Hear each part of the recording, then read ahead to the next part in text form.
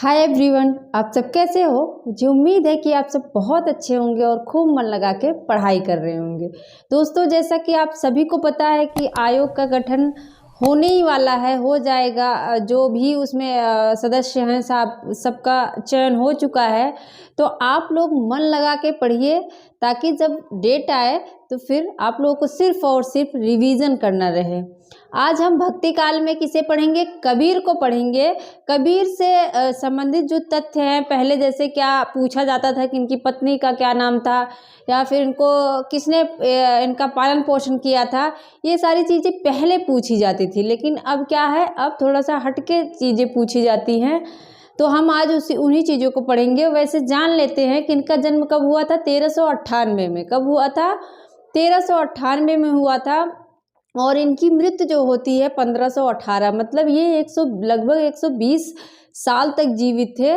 और इनका जन्म कहाँ हुआ था? काशी, मतलब बनारस में हुआ था इनका जन्म। और उस समय क्या था कि एक मिथ्या था, आडंबर फैला हुआ था समाज में कि अगर जो भी काशी में मरेगा उसको स्वर्ग मिलेगा और मगहर में क्या होगा, उसको नरक मिलेगा। तो ये क्या करते हैं, जब इनका अंतिम समय आता है, इनकी मृत्यु का समय आता है, तो ये क्या करते हैं, मगहर चले जाते हैं और वहीं पे इनकी मृत्यु भी हो जाती है 1518 ईस्वी में। तो कबीरदास, सबको पता है कि इनका जो जन्म हुआ था वो एक विधवा के गर्भ से हुआ था, और जिसने समाज के लोक लाज के कारण इनको लहर तारा नामक तालाब में प्रवाहित कर दिया।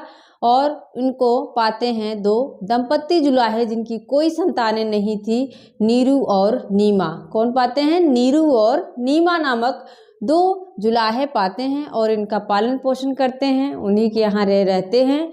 और इनके गुरु कौन थे अगर पूछे तो गुरु हमने लिख दिया है रामानंद। रामानंद जो मुसलमान हैं, मुसलमान कहते हैं कि कबीरदास मुसलमान थे, तो जो मुसलमान थे वो इनका गुरु शेख तकी को मानते हैं। ये एक बार क्वेश्चन पूछा गया है कि जो मुसलमान थे वो कबीर के गुरु किसे मानते, कबीर का गुरु किसे मानते हैं, तो शेख तकी को मानते हैं। इस चीज़ को आप लोग याद रखना।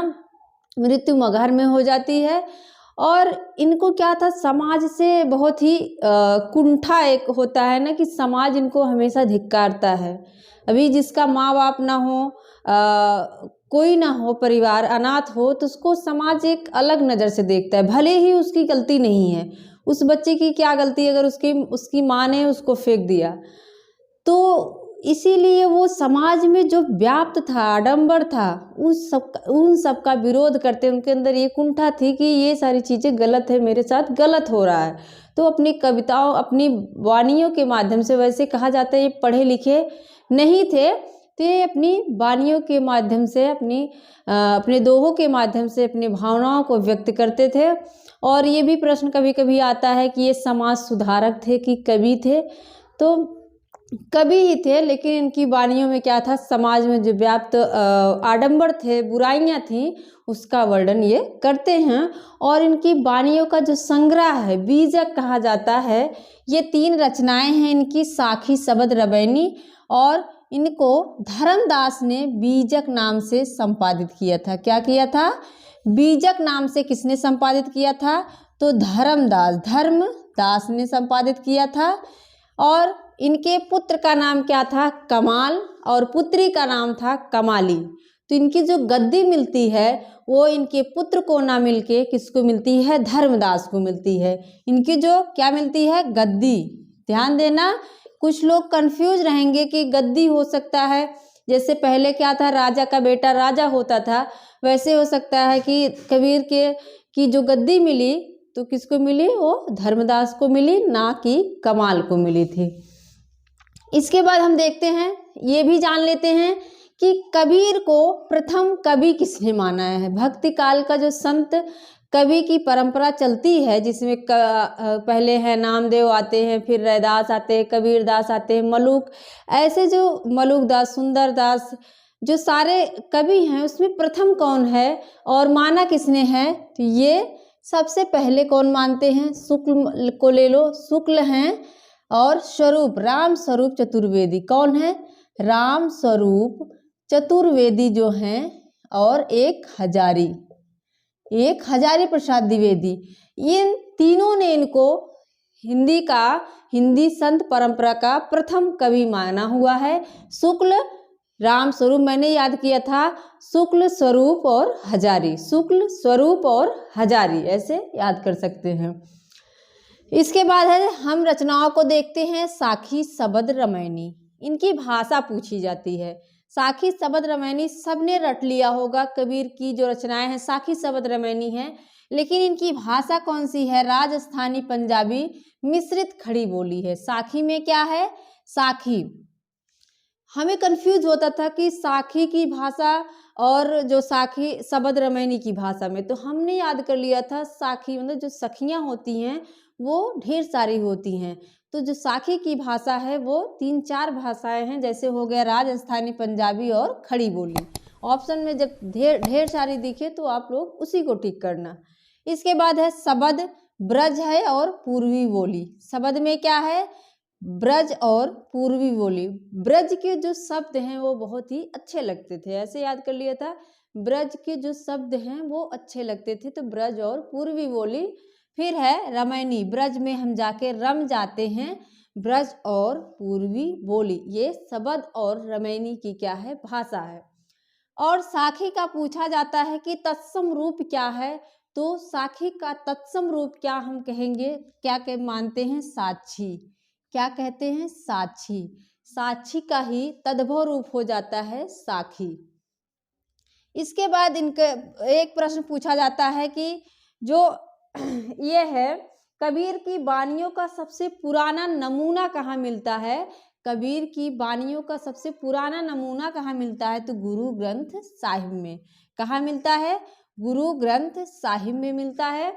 और एक चीज़ पे आप लोग बहुत ध्यान देना, ये बहुत पूछा जाने वाला प्रश्न है कि पंचमेल, कबीर की भाषा को पंचमेल खिचड़ी किसने कहा, सदुक्कड़ी किसने कहा, और भाषा के डिक्टेटर कबीर हैं ये किसने कहा है? तो अभी देखना हम क्या करेंगे, इसको हम ट्रिक से बना लेंगे ताकि इन चीज़ों में हमारी क्या है, पंचमेल खिचड़ी तो है ही और 10 मेल खिचड़ी बन जाती है, वैसा ना हो। श्याम सुंदर दास, नाम आपको दिख रहा है, श्याम भी है, सुंदर भी है, दास है, तो ये अपने नाम में ही क्या है? पंचमेल खिचड़ी है। क्या है? पंचमेल खिचड़ी है। इस तरह से मैंने याद कर लिया, श्याम भी है, सुंदर भी हैं, दास भी हैं, ये तो हो गया पंचमेल खिचड़ी ऐसे।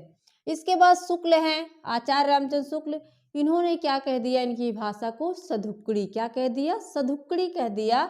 तो यहाँ आप लोग देख रहे होंगे आधा का है, यहाँ भी लेकिन दिक्कत है, यहाँ भी क्या है? आधा, यहाँ भी का है।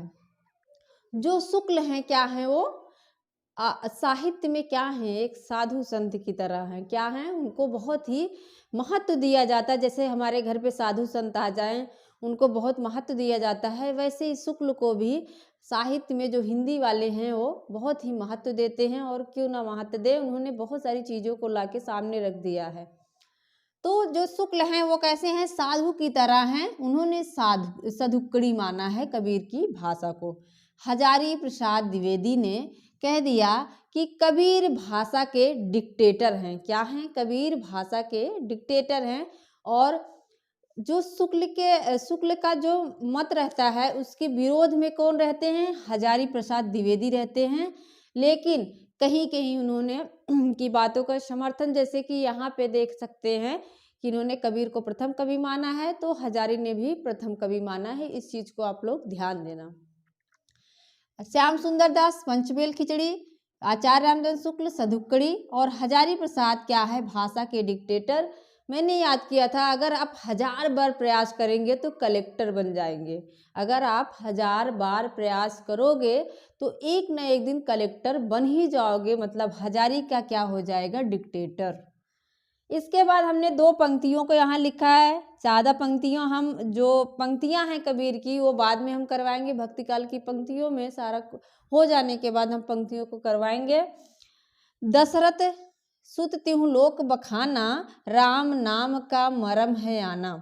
हम यहाँ पे दशरथ सुत और राम को देख के सोचते हैं कि ये किसकी लाइन है? तुलसीदास की लाइन है, लेकिन ऐसा बिल्कुल नहीं है। आप लोग इसको अपने जहन में बैठा लो।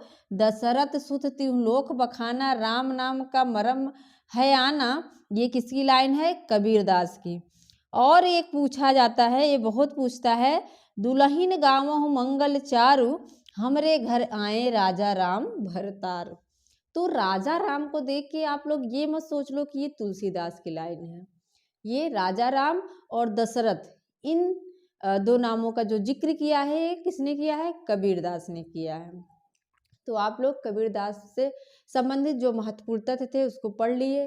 अगर आप लोगों को कुछ और भी कबीर से संबंधित तथ्य मिलते हैं तो आप प्लीज़ मुझे कमेंट बॉक्स में कमेंट करिए। और मैं आप लोगों से माफ़ी चाहती हूँ कि मैं वीडियो नहीं दे पाती हूँ, क्योंकि टाइम की बहुत ज़्यादा दिक्कत है, टाइम नहीं मिल पा रहा है। उसके लिए माफ़ी चाहती हूँ। और ठीक है, मिलते हैं नेक्स्ट वीडियो में। थैंक यू, धन्यवाद।